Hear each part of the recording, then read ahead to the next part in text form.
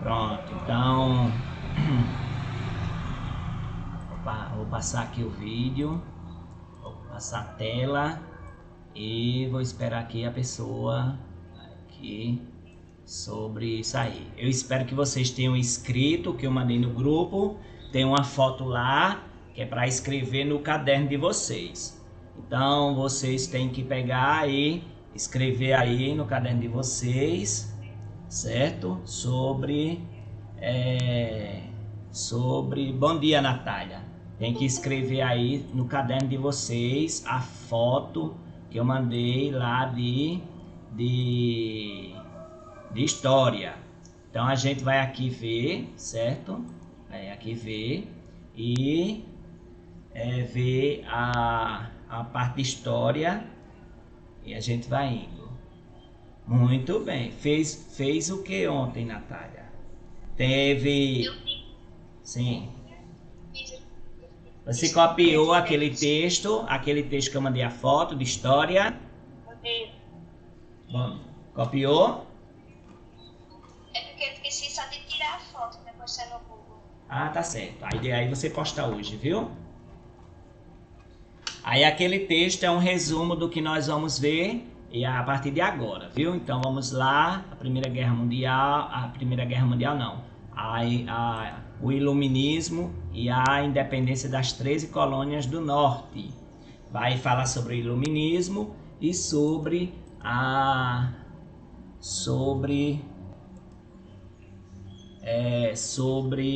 o que tem nas 13 colônias do Norte, certo? Já mandei um vídeo sobre isso, a gente começou essa aula, eu vou reforçar aqui justamente para a prova, para o teste. Então, olha, o Iluminismo foi um movimento intelectual que surgiu e foi difundido na Europa lá no século XVIII. Aí o que é que eles queriam? Queriam iluminar a sociedade por meio da razão. Então, deixar um pouquinho a religião de lado e, por meio da razão, da ciência, a pessoa pegar e ter, deixa eu ver aqui,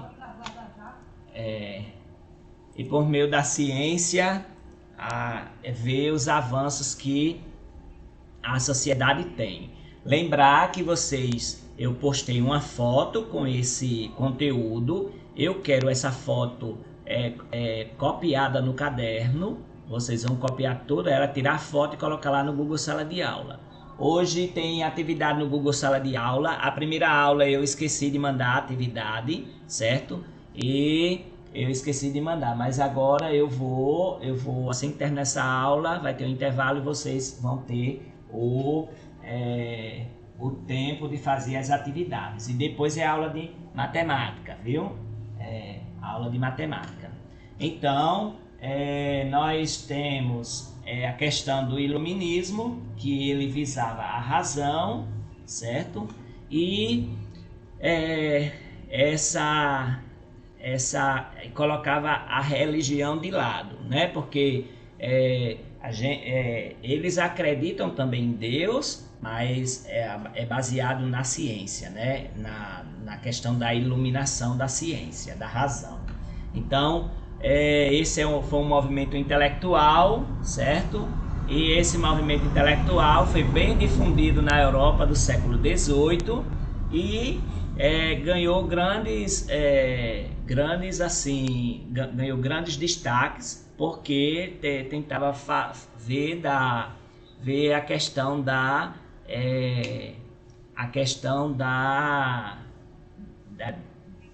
das novas tecnologias que estavam surgindo. E aí ele fala sobre o século de luzes, né? O século das luzes, aliás, não de luzes, mas século das luzes, que era era a base do conhecimento, né, que estava estava aparecendo. Então, olha, nesse período, os filósofos buscavam explicações racionais para o comportamento humano e o desenvolvimento dos povos. Eles afirmavam que pela razão o ser humano poderia conquistar a liberdade, o progresso e a felicidade. Para tanto, ele deveria libertar-se das superstições, dos preconceitos, dos medos que se ligavam a ideias de sentimentos irracionais. Por exemplo, vocês sabem muito bem que é superstição a pessoa comer manga e tomar leite, né? Aí antigamente dizia que que dava uma dor, não sei o que. Então é muita superstição. Por que surgiu isso? Porque nas fazendas onde tinham os negros escravizados, eles com fome, né? Claro, eles pegavam manga, comiam, e se tivesse leite, eles bebiam leite, né?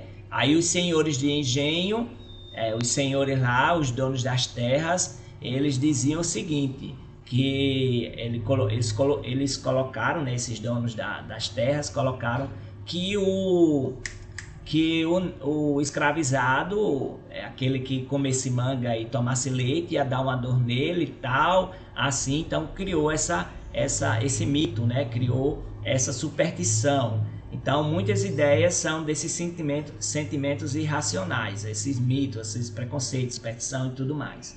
Então o iluminismo era contra essas coisas, né? E do mesmo modo, se costumes e tradições impedissem o progresso da sociedade, deveriam ser transformados ou abandonados. Então essa valorização do pensamento racional é chamada de racionalismo. Racionalismo é ser racional, é valorizar o pensamento racional, viu?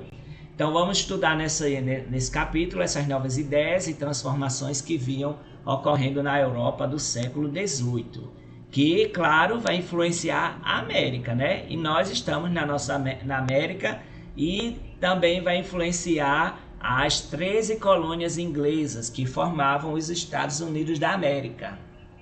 Então, a gente vai olhar aqui a linha do tempo, olha só. 1771 a 1780, a publicação da enciclopédia.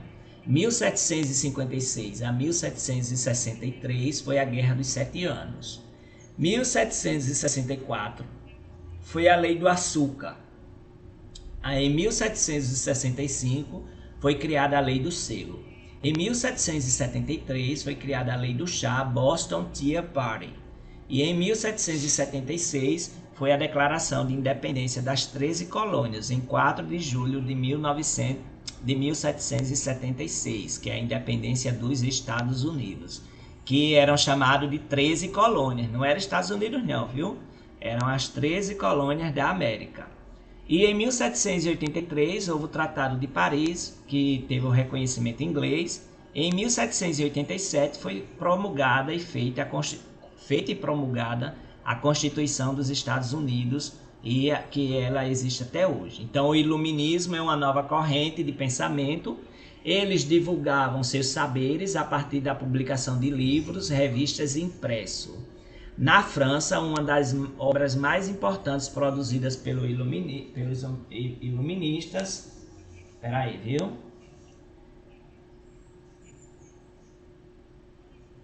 foi a enciclopédia do filósofo e escritor Diderot. Então Diderot, ele fez essa enciclopédia, certo?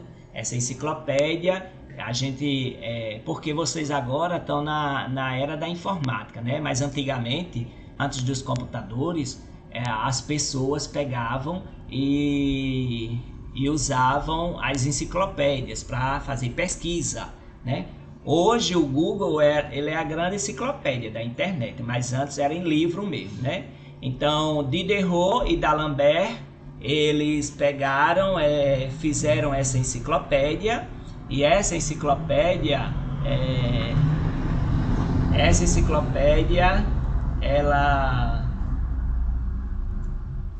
ela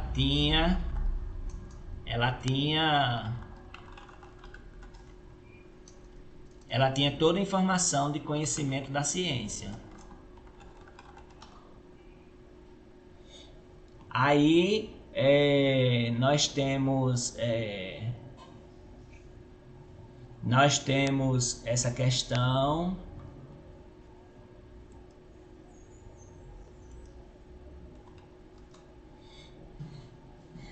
nós temos essa questão da enciclopédia. Então esses dois escritores, o matemático e o filósofo, Diderot e D'Alembert, eles escreveram a enciclopédia. Por quê? Porque foi a partir daí que as pessoas tinham o mesmo conhecimento de ciências, de história, de qualquer termo. O termo que eu quisesse procurar, eu ia procurar na enciclopédia, viu? Então, essa enciclopédia tinha vários volumes que foram publicados em 1751 e 1780. E reunia verbetes sobre saberes científicos, técnicos, históricos, literários e musicais. Aí a obra, claro, que ela foi proibida pela Igreja Católica por seu tom crítico e inovador, mas em 1782, mais de 25 mil exemplares já tinham sido vendidos. Então, os iluministas foram profundamente influenciados pelo experimentalismo e o racionalismo mecanicista, que foram doutrinas científicas divulgadas no século XVII pelas obras de Descartes e Isaac Newton. Todo mundo aqui já ouviu falar de Isaac Newton, né? Isaac Newton era um físico que falou sobre as diversas leis da física. Ao contrário dos escolásticos da Idade Média, escolástico era o seguidor do pensamento escolástico, que era uma filosofia cristã medieval, que subordinava explicações sobre o mundo à verdade revelada por Deus. Então, ao contrário dos escolásticos da Idade Média, esses cientistas consideravam que o conhecimento estava em permanente construção, né? Então, aqui nós temos a reunião entre artistas, filósofos, literatos, que eles se reuniam na casa dos aristocratas europeus para se divertir e debater as ideias. Olha como é que eles se vestiam, olha como era o cabelo deles, olha o ambiente, né, que eles estavam ali para debater, né, aquele encontro para debate. A pintura acima reproduz um desses encontros chamado de salões literários. Leitura da tragédia O Órfão Chinês, no salão de Madame Goeffen, obra de Anicet Charles Lemonnier, de 1743 a 1824. Isso aí, essa obra foi de 1818. Então nós temos aqui essa reunião de pessoas, e foi assim que começou a se defender as ideias iluministas, certo? A ciência e fé. René Descartes era um filósofo e matemático francês de 1596 a 1650, autor do livro Discurso do Método. Ele defendia a tese de que a dúvida é o primeiro passo no processo de construção do conhecimento, rompendo com a ideia medieval de que todo saber derivava da verdade revelada por Deus. Aí se inaugurava o empirismo, que era uma filosofia que não admitia milagres, certo?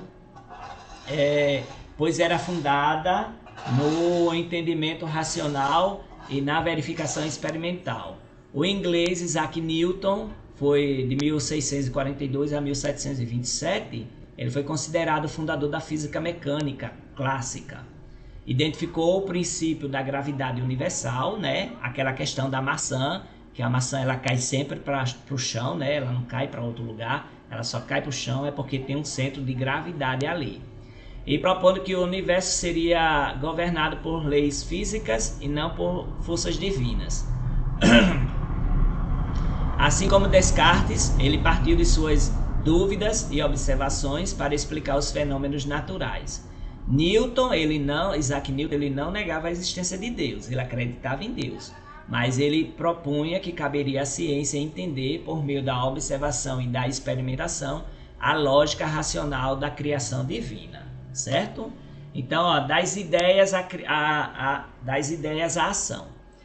Assim como os cientistas do século XVII e XVIII tentavam encontrar regras e leis que explicassem os fenômenos naturais, os iluministas desenvolveram princípios sobre o funcionamento das sociedades.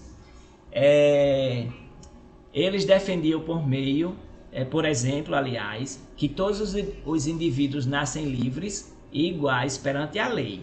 Isso é bem parecido com a nossa Constituição, né?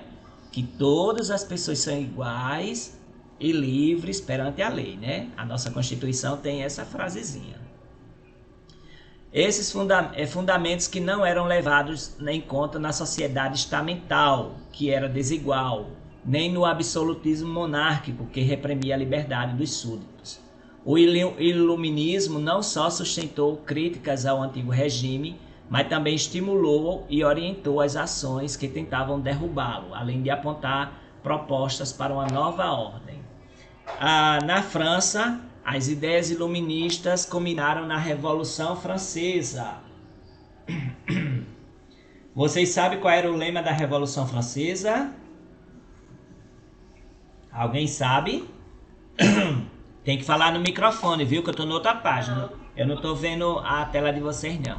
Olha, o lema da Revolução Francesa era Liberté, Égalité e Fraternité. Ou seja, era liberdade, igualdade e fraternidade, né?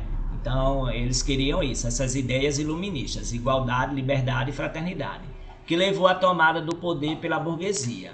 Na América, esses pensamentos iluministas, eles inspiraram as lutas de independência, que puseram fim ao domínio colonial. Em Portugal e em outros países ou reinos, deu origem a um sistema chamado despotismo esclarecido, certo?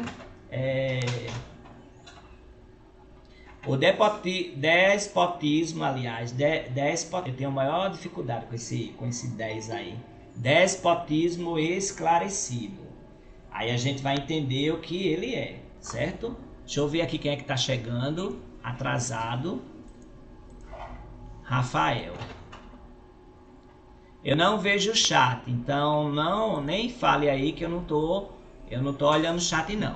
Eu tô na outra página aqui, o Meet, eu fico numa página e vocês ficam noutra aba, então eu não vejo. Oi. Eu tava dizendo que eu quero saber que era acabar a aula, que quando acabar eu vou tomar um remédio. Certo, quando acabar você toma. Aí, então, o despotismo esclarecido. A gente vai ver aqui, certo, sobre esse tópico. Lembrar, o lema da Revolução Francesa era liberdade, igualdade e fraternidade. A gente viu que a enciclopédia foi lançada por Diderot e D'Alembert. E esse século é chamado século das luzes. E que o iluminismo é uma corrente filosófica de pensamento que ilumina o homem para o progresso. Eles usam o racionalismo, que é a parte racional do pensamento, e não a parte religiosa, né? É a parte racional da ciência. E a gente vai ver também sobre o despotismo esclarecido. Despotismo esclarecido, né? Política e economia para os iluministas. Os pensadores iluministas buscavam compreender e explicar diferentes aspectos da vida social. Parte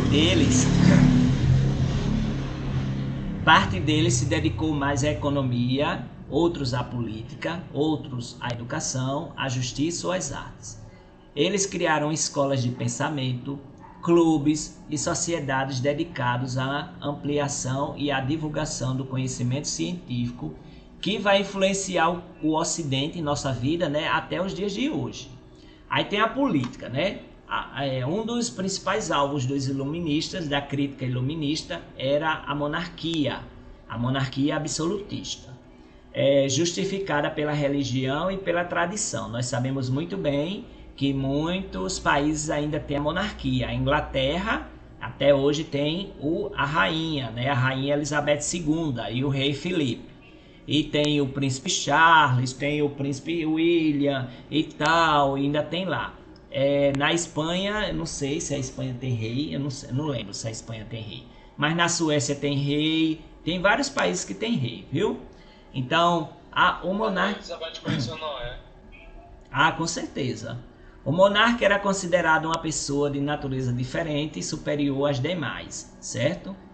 Eles criticavam, os iluministas criticavam o sistema monárquico. Então, eles criticavam o sistema monárquico.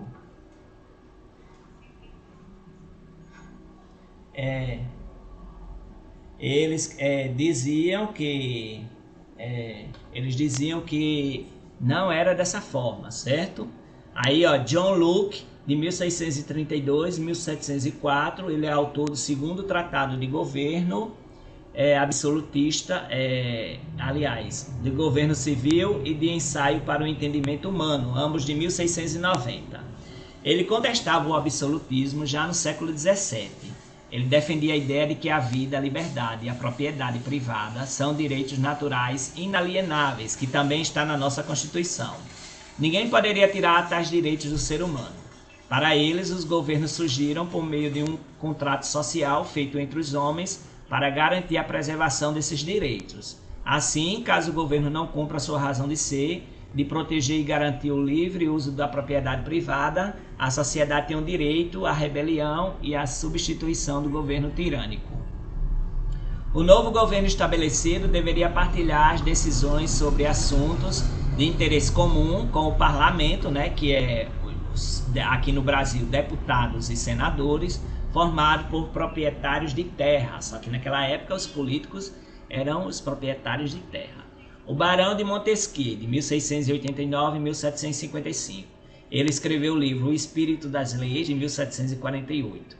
Analisou os diferentes regimes políticos, criticou o Estado absolutista francês e fez um elogio ao governo inglês, que era controlado pelo parlamento, e não apenas pelo monarca, né? Então, lá na Inglaterra, eles têm o primeiro-ministro. Quem manda não é a rainha, não. Quem manda é o primeiro-ministro, viu?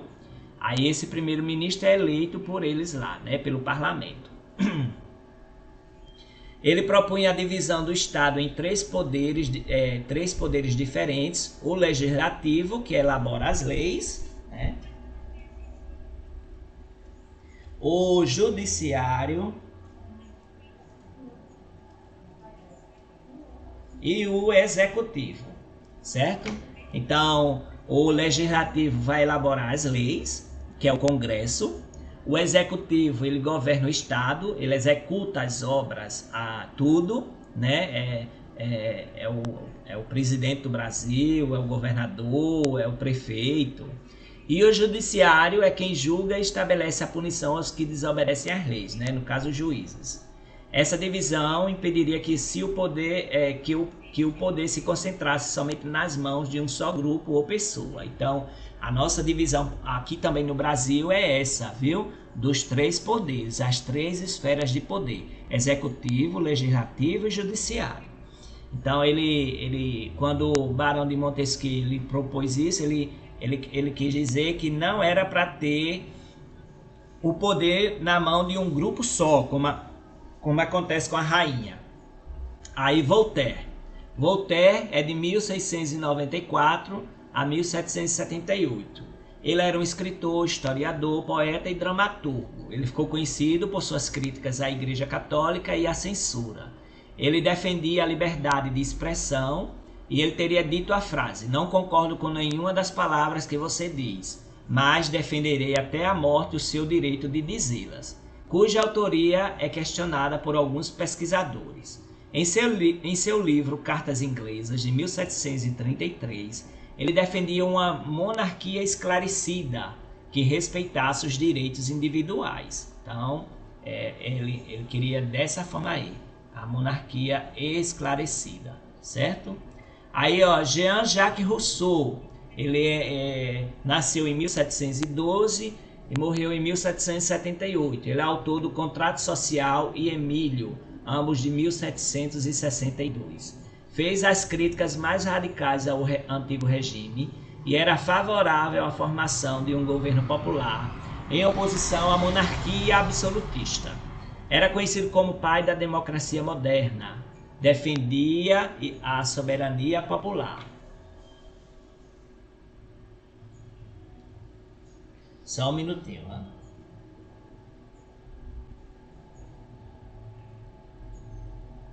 Aí defendia a soberania popular, viu? com o povo exercendo sua autoridade diretamente, sem intermediários. Suas ideias tiveram grande aceitação entre as camadas populares e a pequena burguesia europeia. Então, Jean-Jacques Rousseau, ele também influenciou aqui também o Brasil, viu? A nossa democracia. No campo econômico, os iluministas se opuseram ao mercantilismo por meio de novas teorias econômicas, a fisiocracia e o liberalismo. Segundo os fisiocratas, a terra era a única fonte de riqueza e a agricultura a única atividade verdadeiramente produtiva. O comércio e a indústria eram empreendimentos secundários, meramente transformadores. Tudo que a gente tinha vinha da natureza. Então a indústria e o comércio só pegava aquilo da natureza, transformava e vendia. Então tudo vem da natureza. Esses são os fisiocratas, né? E o liberalismo, cujos princípios foram formulados pelo escocês Adam Smith em 1723 e 1790, ele propunha que a verdadeira fonte de riqueza das nações era o trabalho. Então, Adam Smith disse isso, que a única fonte que vinha, né, que tinha, era o trabalho do homem, viu? O que produzia riqueza. Aí nós temos que esse trabalho era exercido por indivíduos livres. Isso diferenciava dos pensadores anteriores, que acreditavam que os metais preciosos e a terra, bens cuja quantidade é fixada pela natureza, eram geradores de riqueza. De acordo com as ideias do liberalismo, a economia possuiria leis próprias que a regulavam naturalmente, sem a necessidade de maiores interventores do governo. Por isso, os liberais adotavam o lema fisiocrata: laissez-faire, laissez-passer. Deixe fazer, deixe passar, né? Aí, deixa eu só colocar aqui.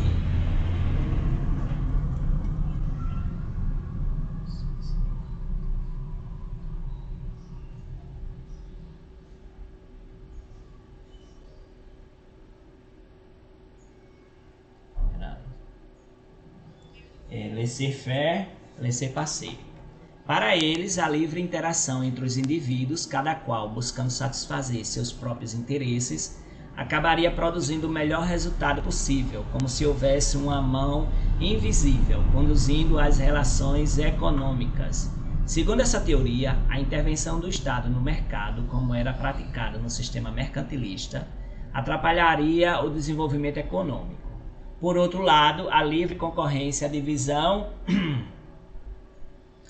divisão do trabalho e o livre comércio seriam indispensáveis para o aumento da produtividade e para o progresso. Ou seja, ele disse que deveria ter a livre concorrência. Se Rafael vende uma caneta por R$10, Taislane poderia vender essa caneta por R$ 9,99. Então, R$ 9,99 é menos de R$10. Então, ela estaria ali no livre comércio, certo? Ela estaria fazendo a livre concorrência. Oi, Jader? Eu venderia por R$3,50. Pronto, aí Jader venderia por R$3,50, então o povo ia mais comprar a Jader. Então Jader ficaria rico, né? E teria então o progresso na vida dele. O livre comércio, a livre concorrência, né? E a divisão do trabalho, eu acho que vocês já estudaram em geografia, que numa fábrica cada um faz uma coisa, né? Antigamente uma pessoa fazia uma camisa dessa, ela sozinha, durava uns 15 dias. Hoje tem um setor que faz a camisa, em 5 minutos faz ela. Então tem a parte que vai fazer o tecido, aí ela passa para um outro setor que vai costurar a manga, e já tem o outro setor que vai olhar se tem alguma falha, e já tem o outro setor que faz embalagem e tal. Então isso é a divisão do trabalho. Por isso os governos só deveriam intervir na economia das nações para facilitar o entendimento natural dessas dinâmicas. A obra de Smith é considerada ainda hoje um manual do capitalismo liberal, certo?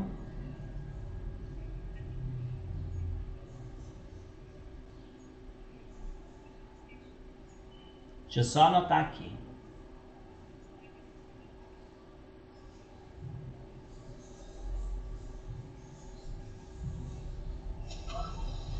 Roubando o comércio do Rafael.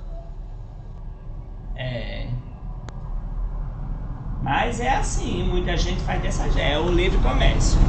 Aí, ó, a relação entre o iluminismo e o liberalismo. O iluminismo procurava modificar a noção de sociedade e governo, propondo a substituição do poder absoluto dos reis e dos privilégios da nobreza e do clero. Defendia a liberdade e os direitos individuais, a igualdade entre os homens e a divisão dos poderes. Os princípios iluministas não ficaram restritos à política e também foram transpostos para a economia. Assim como o governante deveria interferir menos nos assuntos do reino, o Estado também deveria deixar de intervir na economia, para que ela pudesse fluir de maneira mais autônoma. De forma geral, tanto os teóricos políticos quanto os teóricos econômicos desse período defendiam os interesses da burguesia, que desejava maior participação no governo e liberdade comercial para seus negócios, baseando-se na livre concorrência. Essa aqui já estava falando, né? Tais fundamentos econômicos foram essenciais para o desenvolvimento do capitalismo e influenciaram a independência dos Estados Unidos e a Revolução Francesa, que o lema era liberdade, igualdade e fraternidade.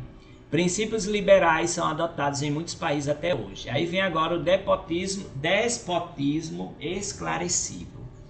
Aí, ó, influenciado pelas as ideias iluministas, alguns monarcas europeus buscaram administrar seus reinos de forma mais racional, eliminando alguns privilégios e cobrando impostos de todas as camadas sociais. Porque quem pagava o imposto antigamente mais eram os pobres, os ricos não pagam. Aqui no Brasil também ainda tem isso. Quem paga mais imposto é pobre, quem paga menos imposto é o rico. Eles também incentivaram a educação e a produção artística, praticaram reformas na justiça, estimularam a atividade manufatureira e em alguns estados aboliram a servidão. No entanto, ainda continuavam governando de uma forma autoritária, pois eram contrários à divisão do poder. Por isso é chamado de despotismo esclarecido, viu? Aí é justamente, eles sabiam que tinham que repartir o poder, mas eles não queriam repartir esse poder, eles estavam lá de forma autoritária. As reformas realizadas em Portugal pelo ministro Sebastião José de Carvalho e Melo, conhecido como Marquês de Pombal, são um bom exemplo do despotismo esclarecido. Para diminuir a dependência que Portugal tinha da Inglaterra, Pombal reativou a produção de manufaturas, dificultou importações e modernizou o ensino. Ele criou várias companhias de comércio, concedendo-lhe o monopólio de compra e venda de produtos no reino e em suas colônias. Em 1759, para diminuir a influência do clero nos assuntos do Estado, ele expulsou todos os jesuítas de Portugal e de seus domínios, das colônias, né, inclusive aqui do Brasil, transferindo o controle da Inquisição para a coroa. Já ouviram falar na Inquisição? Não. Certo. A Inquisição foi um movimento da Igreja Católica naquela época da Reforma Protestante, em que as pessoas começaram a dizer coisas que eram consideradas heresias. Então essas pessoas também faziam às vezes feitiçaria e tal, e a igreja, alguns padres, né, que eram ignorantes na época, eles achavam que isso era coisa do demônio, não sei o que. Aí consideravam essas pessoas como bruxa. E aí teve toda uma perseguição a várias pessoas no mundo todo, viu? E aí Portugal também entrou nessa história. Então essa Inquisição, ela chegou também aqui, né, no Brasil, certo? E através de Pombal, vamos continuar aqui, ele foi responsável pela reconstrução de Lisboa, após o grande terremoto que destruiu a cidade em 1755. Então, Portugal passou por um grande terremoto lá em 1755 e foi ele que reconstruiu Lisboa, né? A racionalidade de sua administração se reflete no plano da cidade. As antigas vielas medievais estreitas, curvas e desordenadas foram substituídas por ruas amplas, paralelas, regulares, como se pode ver nas imagens. Olha aqui, ó. Gravura representando a planta de Portugal antes do terremoto. Olha como era tudo bagunçado. Aí, ó, hoje a imagem de satélite de Portugal, né? A cidade mantém o traçado planejado por Pombal, então pelo Marquês de Pombal. Então, grandes aqui, ó, não tinha essas estradas aqui, ó, grandes, certo? Que liga vários pontos da cidade, certo? É igual a nossa Epitácio Pessoa, né? Você vai ver, a Epitácio Pessoa vai estar daqui do centro, bem dizer, ali do centro da cidade até a praia, né? Um grande retão. Aí vamos aqui para a influência do iluminismo na América. Então, enquanto na Europa prevalecia a vontade de mudanças em relação ao antigo regime, então, despotismo esclarecido é isso, viu? Despotismo esclarecido é isso. O rei sabia que tinha que dividir o poder, mas ele não queria. Então, ele era autoritário. Então, essa é chamado de despotismo esclarecido, viu? Influências do iluminismo na América. Enquanto na América prevalecia a vontade de mudança em relação ao antigo regime, as elites coloniais norte-americanas, desejando o fim das restrições ao comércio com o velho mundo, influenciadas pelas ideias iluministas, passaram a questionar o domínio metropolitano lá da Inglaterra sobre as 13 colônias inglesas, iniciando um movimento de emancipação política, ou seja, a independência. Então, a luta dessas 13 colônias, chamada Revolução Americana, influenciou as demais colônias da América, que também começaram a questionar a dominação das metrópoles. O domínio inglês sobre as 13 colônias, olha aí, as 13 colônias aí, ó, no mapa, de New Hampshire, Nova York, Massachusetts, Connecticut, Rhode Island, Pensilvânia, Nova Jersey, Delaware, Maryland, Virgínia, Carolina do Norte, Carolina do Sul, Geórgia e Flórida. Ainda tem o estado de Louisiana ali, viu? E Quebec lá em cima. Aí, olha, a colonização inglesa das 13 colônias da América do Norte seguiu modelos distintos de exploração e ocupação do território.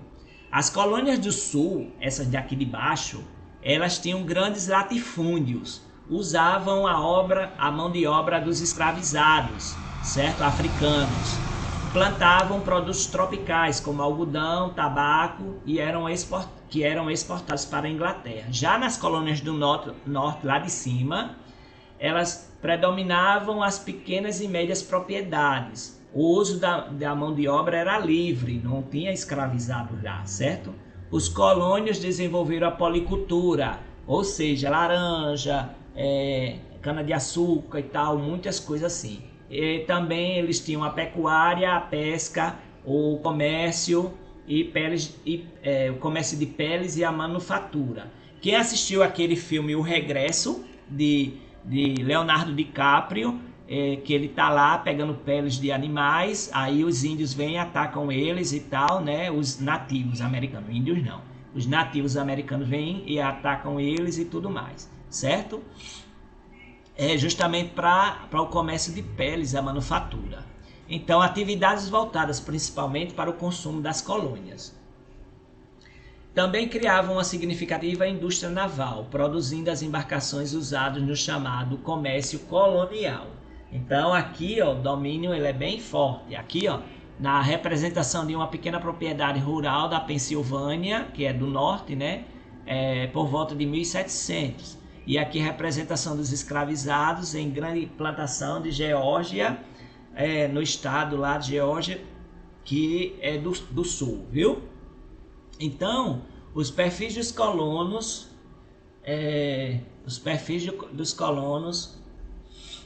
vou botar aqui, falta só 10 minutos.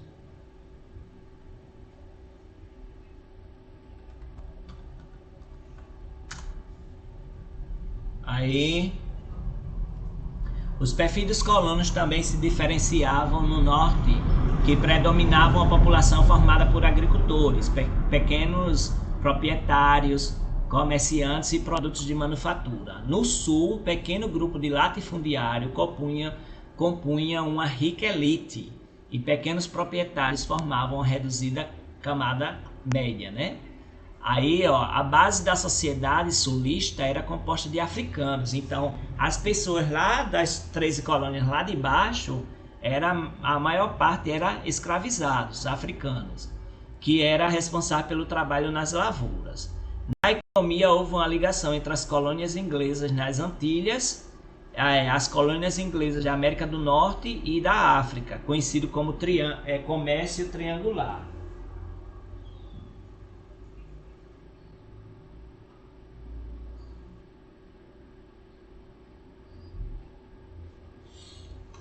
Certo? Então, o comércio triangular era feito entre as colônias nas Antilhas, as colônias inglesas da América do Norte e da África, aliás. Então, os colonos do Norte importavam melaço. Aqui, melaço é tipo um tipo de rapadura, viu? É um subproduto da fabricação do açúcar.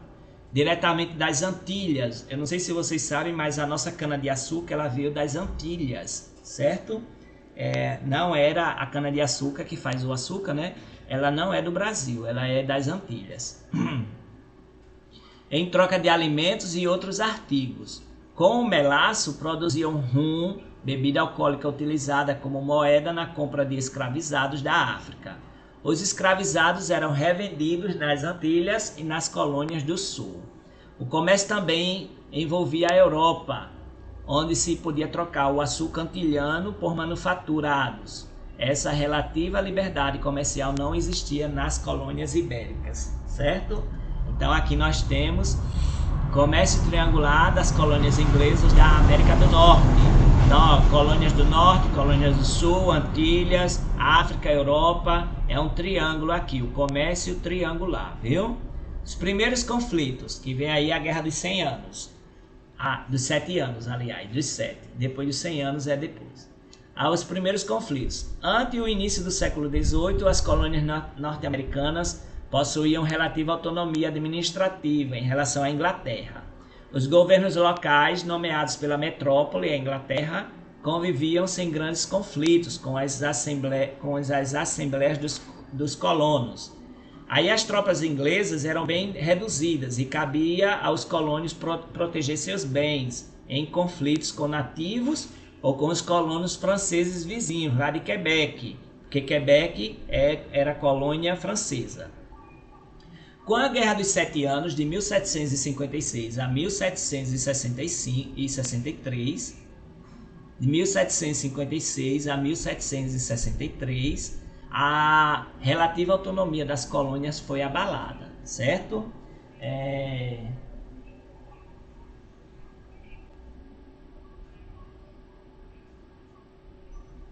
Depois daqui vai ter atividade lá no Google Sala de Aula, viu? Aí foi abalada. O conflito travado entre França e Inglaterra recebeu apoio de diferentes governos europeus. A guerra envolveu disputas por territórios e estendeu-se até a América. Com a ajuda dos colonos norte-americanos, os ingleses venceram a guerra, tomando territórios franceses no Canadá e no Caribe.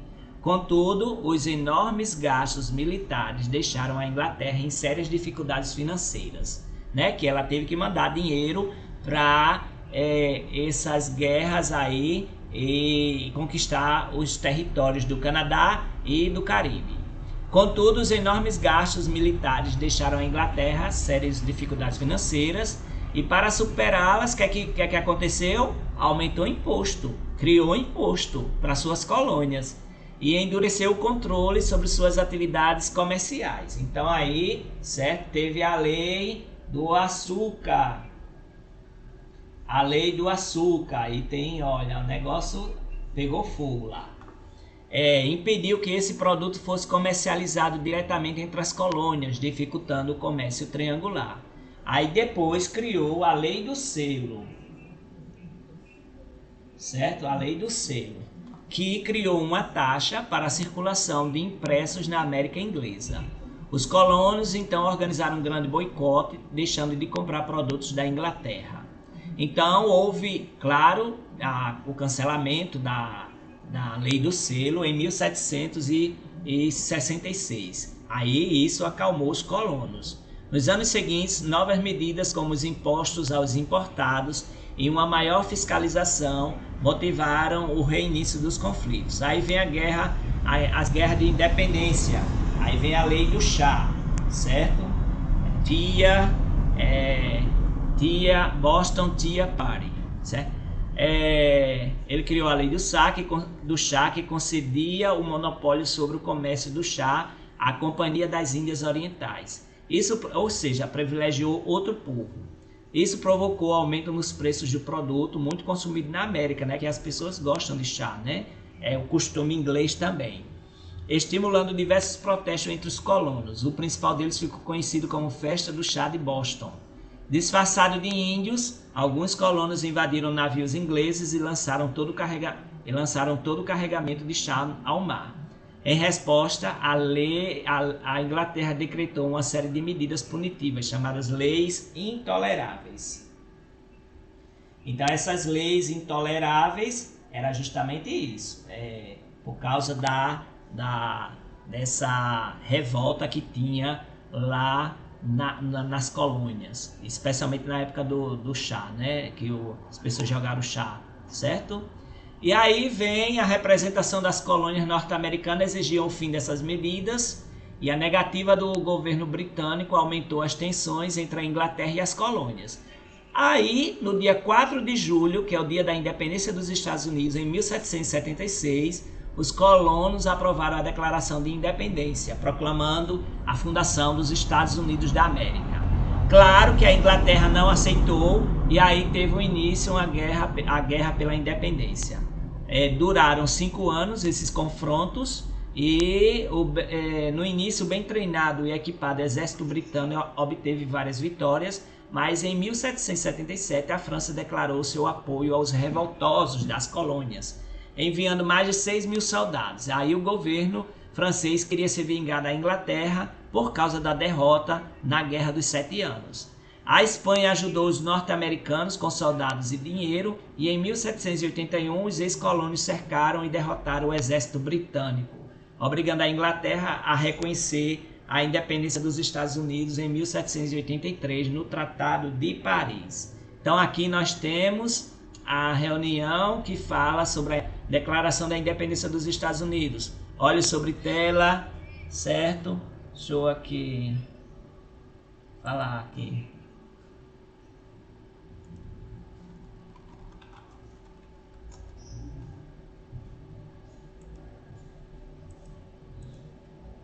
Aí, nós estamos terminando aqui, então aqui nós temos a Declaração dos Estados Unidos. Aqui eles se reunindo em 1786, certo?